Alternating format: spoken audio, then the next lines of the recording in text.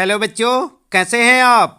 बच्चों, आज हम पढ़ेंगे कक्षा 7 सामाजिक अध्ययन के अंतर्गत हमारा पर्यावरण विषय का पाठ 7 रेगिस्तान में जीवन। तो बच्चों, आप ध्यान दें, हम आपको बताएंगे इस पाठ से संबंधित प्रश्नों के उत्तर। लेकिन उससे पहले आइए देख लेते हैं एक झलक इस पाठ की, ताकि आपको पूरा पाठ अच्छे से समझ आ जाए। तो आप देख रहे हैं यहाँ पर, ये है आपका पूरा पाठ। हम आपको दिखा रहे हैं बच्चों, आप इस पाठ को यहाँ से पढ़ें, देखें, समझें, और चाहें तो आप यहाँ से देख सकते हैं, चाहे अपनी पाठ्य पुस्तक से।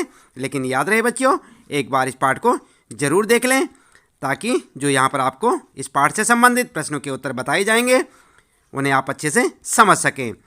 याद रखें बच्चों, रेगिस्तान किसे कहते हैं? रेगिस्तान एक ऐसा इलाका होता है जहाँ पर अत्यधिक मात्रा में रेत पाई जाती है और पानी की बहुत बड़ी कमी होती है।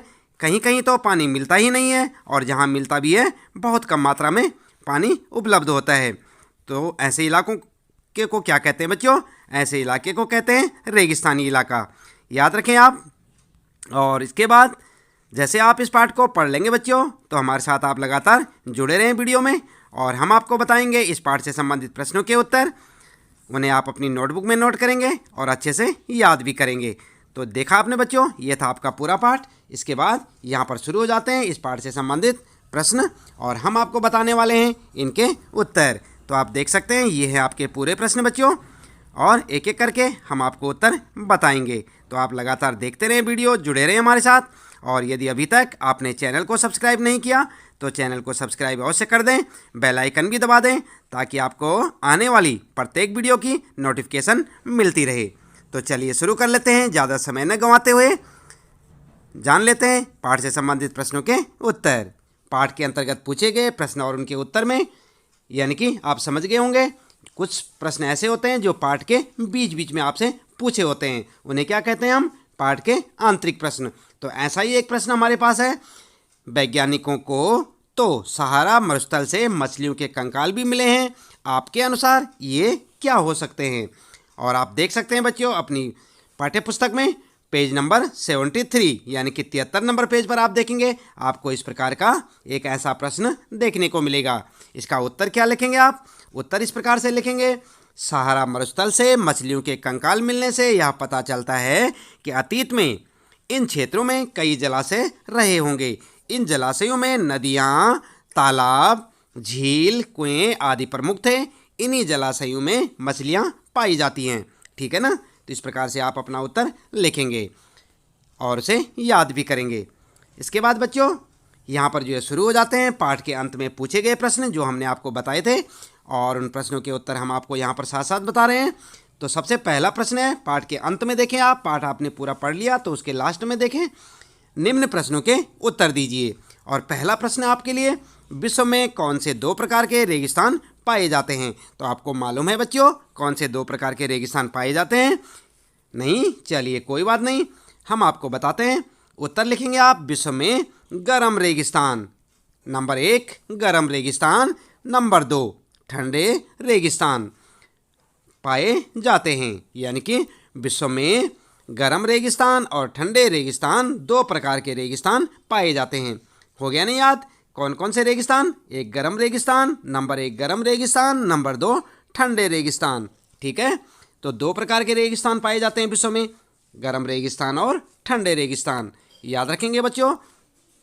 अगला प्रश्न है, सहारा रेगिस्तान किस महाद्वीप में स्थित है? तो याद है आपको किस में है? उत्तर लिखेंगे, अफ्रीका महाद्वीप में। सहारा रेगिस्तान किस महाद्वीप में है बच्चों? अफ्रीका महाद्वीप में। अगला प्रश्न है तीसरा, लद्दाख रेगिस्तान की जलवायुगत परिस्थितियां क्या हैं? यानी कि जो लद्दाख का रेगिस्तान है उसकी जलवायु कैसी है? तो उत्तर लिखेंगे आप। उत्तर इस प्रकार से लिखेंगे बच्चों, लद्दाख की जलवायुगत परिस्थितियां निम्न हैं, और हेडिंग डाल के आगे लिखेंगे 1 2 3 करके। नंबर 1, यहाँ की जलवायु अत्यधिक शीतल और शुष्क होती है। कैसी होती है बच्चों? लद्दाख की जलवायु कैसी होती है? अत्यधिक शीतल होती है, यानी कि ठंडी और शुष्क होती है। ठीक है? नंबर दूसरा लिखेंगे आप, लद्दाख क्षेत्र 3000 मीटर से 8000 मीटर तक ऊंचा क्षेत्र है। कितना ऊंचा है बच्चों? 3000 मीटर से 8000 मीटर तक ऊंचा है। इसलिए इस ऊंचाई पर वायु की परत पतली होती है, जिससे सूर्य की गर्मी की अत्यधिक तीव्रता महसूस होती है, यानी कि यहाँ पर काफ़ी मात्रा में गर्मी होती है। नंबर तीसरा पॉइंट लिखेंगे, ग्रीष्म ऋतु में दिन का तापमान 0 डिग्री सेल्सियस से कुछ ही अधिक होता है एवं रात में तापमान 0 से -30 यानी कि 30 डिग्री सेल्सियस से नीचे चला जाता है। ठीक है। चौथा पॉइंट लिखेंगे आप, शीत ऋतु में यह बर्फीला ठंडा हो जाता है, यानी कि सर्दियों में यह बर्फीला और ठंडा हो जाता है, यहाँ बर्फ़ पड़ जाती है। तापमान लगभग हर समय -40, देख रहे हैं ना आप यहाँ पर, -40 सेल्सियस से नीचे ही रहता है। और पांचवा पॉइंट लिखेंगे, यह हिमालय के वृष्टि छाया क्षेत्र में स्थित है, अतः यहाँ वर्षा बहुत ही कम होती है, मुश्किल से 10 सेंटीमीटर प्रति वर्ष। ठीक है। तो इस प्रकार से आप जो है इस प्रश्न का उत्तर लद्दाख की जलवायुगत विशेषताओं के बारे में, परिस्थितियाँ जो होती हैं उनके बारे में 1 2 3 4 5 करके ये पॉइंटों में लिखेंगे और इसे याद भी करेंगे बच्चों। छठा पॉइंट भी यहाँ पर है, इस क्षेत्र में बर्फीली हवाएं चला करती हैं, क्योंकि जब बर्फ़ पड़ जाती है तो हवाएं कैसी होंगी, बर्फीली होंगी ना। तो इस प्रकार से 1 2 3 4 5 6 पॉइंट आप लिखेंगे। थोड़ा बड़ा उत्तर है बच्चों, लेकिन आप ध्यानपूर्वक इसे याद रखें और लिखें, क्योंकि काफ़ी इंपॉर्टेंट होते हैं ऐसे क्वेश्चन। इनके बारे में आप जो अच्छे से याद करें, इन्हें समझें। ठीक है ना। इसके बाद बच्चों अगला प्रश्न है आपका, लद्दाख में पर्यटकों के लिए प्रमुख आकर्षण क्या हैं। तो यहाँ पर जो है पर्यटक लोग जाते हैं, तो क्यों जाते हैं, क्या है उनके आकर्षण का केंद्र यहाँ पर लद्दाख में। तो उत्तर में लिखेंगे, लद्दाख में पर्यटकों के प्रमुख आकर्षण केंद्र, और हेडिंग डाल के लिखेंगे नंबर 1 नंबर 2 करके। नंबर 1, यहाँ पर कई बौद्ध मठ और गोपा हैं जो पर्यटकों को आकर्षित करती हैं। और नंबर 2, यहाँ पर कई आकर्षित घास के मैदान एवं हिम नदियाँ स्थित हैं। नंबर 3 लिखेंगे, कई बौद्धिस्ट यहाँ के उत्सवों तथा अनुष्ठानों को देखने आते हैं। ठीक है ना। तो इस प्रकार से आप लद्दाख के पर्यटकों के बारे में लिखेंगे कि पर्यटक वहाँ पर जो है आकर्षित क्यों होते हैं। तो 3 पॉइंटों में आप इसका जवाब दे सकते हैं। अगला प्रश्न है बच्चों, गैमाला सहारा रेगिस्तान के लोग किस प्रकार के वस्त्र पहनते हैं। जो कपड़े होते हैं ना, वस्त्र का मतलब कपड़े, तो जो सहारा रेगिस्तान के लोग हैं वो किस प्रकार के कपड़े पहनते हैं। उत्तर लिखेंगे, सहारा रेगिस्तान के लोग धूल भरी आंधियों एवं गर्म हवाओं से बचने के लिए भारी वस्त्र पहनते हैं। कैसे पहनते हैं, भारी वस्त्र, याद रखेंगे भारी वस्त्र। अगला प्रश्न है बच्चों, लद्दाख में उगने वाले पेड़ों के नाम बताएं। तो लद्दाख में कौन कौन से पेड़ उगते हैं। उत्तर लिखेंगे, लद्दाख के घाटी क्षेत्र में सरपत यानी कि जिसे बिलो के नाम से जाना जाता है एवं पॉपुलर वृक्ष मिलते हैं। ग्रीष्म ऋतु में सेब, खुबानी एवं अखरोट जैसे वृक्ष मिलते हैं। ठीक है ना। सेब तो आपने खाए होंगे, सेब और खुबानी और अखरोट, तो ऐसे वृक्ष कहाँ मिलते हैं, लद्दाख की घाटी क्षेत्र में। ठीक है ना। आगे अगला जो है प्रश्न है बच्चों, दूसरा प्रश्न है, सही उत्तर पर सही का चिन्ह लगाएंगे आप। जैसे आप देख रहे हैं इस प्रकार से एक चिन्ह लगाएंगे। तो चलिए देख लेते हैं। पहला प्रश्न है, सहारा अफ्रीका के किस भाग में स्थित है। सहारा कहाँ पर है, अफ्रीका के किस भाग में स्थित है। ये 3 ऑप्शन है आपके लिए, दक्षिणी, उत्तरी या पश्चिमी भाग में। तो क्या लिखेंगे आप, उत्तर लिखेंगे उत्तरी भाग में। देख रहे हैं ना आप, तो यहाँ पर आप सही का चिन्ह लगाएंगे, उत्तरी भाग में स्थित है। ख प्रश्न है बच्चों, सहारा किस प्रकार का रेगिस्तान है, ठंडा, गर्म या मृदु। इन तीनों में से आपको एक लिखना है। तो कौन सा है, सहारा गर्म रेगिस्तान है। कैसा है, गर्म। तो आप गर्म पे सही का चिन्ह लगाएंगे। देख रहे हैं ना आप उत्तर, तो आप गर्म पे सही का चिन्ह लगाएंगे। अगला प्रश्न है बच्चों, गए वाला, लद्दाख रेगिस्तान के अधिकांश निवासी क्या हैं, ईसाई एवं मुसलमान, बौद्ध एवं मुसलमान, ईसाई एवं बौद्ध। तो कौन से हैं, सही ऑप्शन क्या रहेगा बच्चों, उत्तर में लिखेंगे बौद्ध एवं मुसलमान। ठीक है ना। तो यहाँ पर आप सही का चिन्ह लगाएंगे दूसरे नंबर पर। ठीक है बच्चों, आई बात समझ में। अगला है प्रश्न, रेगिस्तान की विशेषताएं हैं और क्या विशेषताएं हैं। ये 3 ऑप्शन है यहाँ पर आपके लिए, विरल वनस्पति, अधिक वर्षण, अल्प जलवाष्पण। तो इनमें से एक सही होगा आपका। कौन सा सही है, विरल वनस्पति। ठीक है ना। तो यहाँ पर आप सही का चिन्ह लगाएंगे। ठीक है बच्चों। अगला प्रश्न बच्चों, इसके बाद लद्दाख में हेमिस प्रसिद्ध है। हेमिस क्या है? मंदिर, चर्च या बौद्ध मठ। आप इनमें से एक सही ऑप्शन देखेंगे तो सही ऑप्शन होगा बौद्ध मठ। क्या होगा? बौद्ध मठ। नंबर 3 पे आप सही का चिन्ह लगाएं। उत्तर देख सकते हैं बच्चों, बौद्ध मठ। ठीक है।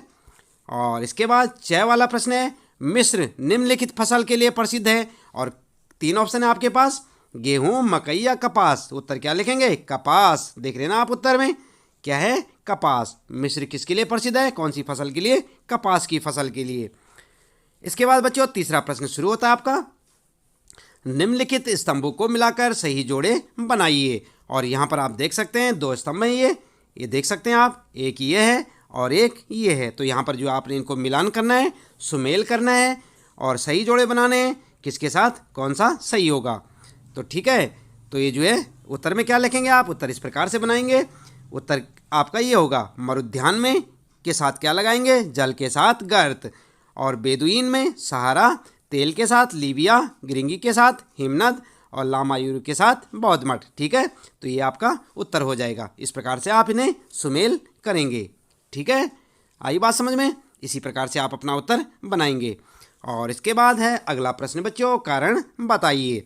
रेगिस्तान में अत्यल्प वनस्पति होती है। पहला प्रश्न है ना, ये देख रहे हैं आप, क्या वाला है? रेगिस्तान में अत्यल्प वनस्पति होती है, इसका क्या कारण है? क्या कारण है इसका? उत्तर में लिखेंगे रेगिस्तान में अत्यल्प वनस्पति के कारण और हेडिंग डाल के लिखेंगे नंबर 1, 2, 3 करके।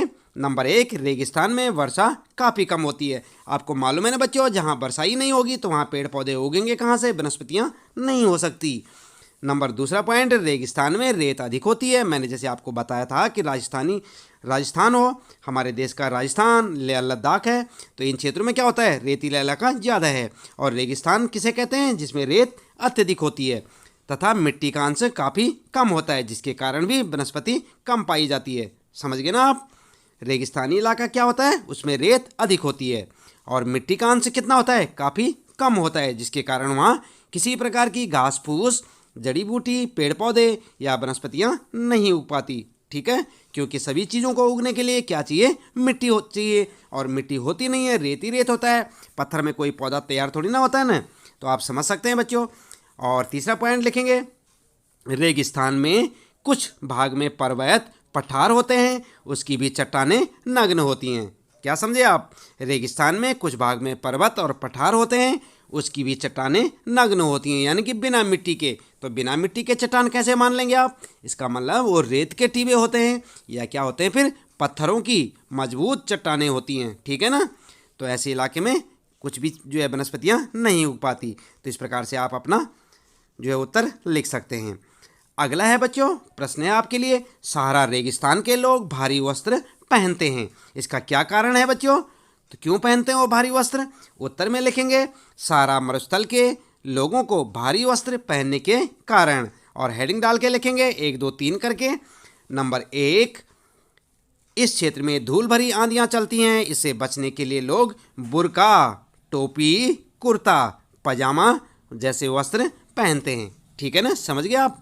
और नंबर 2 लिखेंगे, यहाँ दिन में गर्म तेज हवाएं चलती हैं, रातें अत्यधिक ठंडी होती हैं तथा तापमान गिरकर हिमांक यानी कि हिमांक बिंदु लगभग 0 डिग्री सेल्सियस तक पहुंच जाता है। ठीक है, इतना ठंडा हो जाता है, रातें बहुत ठंडी हो जाती हैं। अगला है बच्चों प्रश्न आपका 5वां प्रश्न है, मानचित्र कौशल, यानी कि यहाँ पर मैप की बात की जा रही है और आपने मानचित्र तैयार करना है, नक्शा बनाना है आपने। तो क्या प्रश्न है आपके लिए, अफ्रीका के मानचित्र पर सहारा रेगिस्तान एवं इसके आसपास 4 क्षेत्रों को चिन्हित करें। किसके? अफ्रीका के मानचित्र पर। ध्यान रखें आप बच्चों, किसका मानचित्र लेना आपने? अफ्रीका का। अफ्रीका के मानचित्र पर सहारा रेगिस्तान आपने दिखाना है और उसके आसपास के 4 देशों को चिन्हित करना है। तो 4 देश वहाँ पर आपने लिखने हैं। तो इस प्रकार से आप उत्तर बनाएंगे। एक अफ्रीका का जो एक मानचित्र ले लें आप, मार्केट से मैप ले लें और वहाँ पर इस प्रकार से आप लिख सकते हैं, जैसे यहाँ पर दे रखा है, पश्चिमी सहारा, अल्जीरिया, मोरक्को, लीबिया, मिस्र, सूडान, नाइजर, ठीक है ना, माली, मोरितानिया और नाइजीरिया, मध्य अफ्रीका।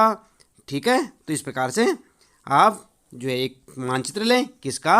अफ्रीका का, और उसके अंदर ये सब चीज़ें आप दिखा सकते हैं। ठीक है ना बच्चों, आप देख रहे हैं ना, ये है जो हमने आपके लिए यहाँ पर जो है दिखा दिया। आप जो इसी प्रकार से इन क्षेत्रों को दिखाएं। और इसके बाद बच्चों अगला प्रश्न आता है आपका भारत के रूपरेखा मानचित्र पर। अब अगला जो है दूसरा मैप क्या लेना आपने, भारत का, याद रखेंगे किसका, भारत का। भारत के रूपरेखा मानचित्र पर काराकोरम श्रेणी, जास्कर श्रेणी, लद्दाख, जोजिला दर्रा को चिन्हित करें। आपने क्या क्या दिखाना है भारत के मानचित्र में, याद रखना, काराकोरम श्रेणी, जास्कर श्रेणी, लद्दाख और जोजिला दर्रा। ठीक है, तो इस प्रकार से आप उत्तर बनाएंगे अपना। ये देख लेना आप यहाँ पर, ये भारत का एक मैप लेंगे आप बच्चों, इस प्रकार से एक भारत का नक्शा लेंगे, मानचित्र लेंगे और उस पर आप ये सब चीज़ें दिखाएंगे। देखें यहाँ पर काराकोरम, जास्कर, लद्दाख और जोजिला। ठीक है, तो यहीं पर आप जो है उसके टॉप में जो है यहाँ पर इन सब चीज़ों को दिखा सकते हैं। ठीक है, आ गई बात समझ में बच्चों, इस प्रकार से आप जो है नक्शे में दिखाएंगे। तो बच्चों इस प्रश्न के साथ ही इस पाठ से संबंधित यहाँ पर जो है प्रश्नों के उत्तर आपके समाप्त होते हैं बच्चों। उम्मीद है कि आपको अच्छे से समझ आए होंगे और इसी प्रकार लगातार देखते रहे अपने सारे प्रश्नों के उत्तर, सारे पाठों के उत्तर सामाजिक अध्ययन के अंतर्गत हों, चाहे हिंदी विषय के हों, हिंदी व्याकरण के हों। तो हम आपको यहाँ पर जो है समय समय पर नई नई वीडियो लाकर आपके लिए सारे प्रश्नों के उत्तर और सारे पाठों के उत्तर यहाँ पर बताते रहते हैं। तो बच्चों आप लगातार जुड़े रहें हमारे साथ और देखते रहें इसी प्रकार और जानते रहें अपने सारे सवालों के जवाब। यदि अभी तक आपने चैनल को सब्सक्राइब नहीं किया तो चैनल को सब्सक्राइब अवश्य कर दें, बेल आइकन भी दबा दें ताकि आपको आने वाली प्रत्येक वीडियो की नोटिफिकेशन मिलती रहे। और साथ ही साथ वीडियो को, यदि आपको वीडियो पसंद आई हो तो लाइक करना ना भूलें बच्चों और जुड़े रहें हमारे साथ। आज के लिए इतना काफ़ी है, मिलते हैं फिर अगली वीडियो में।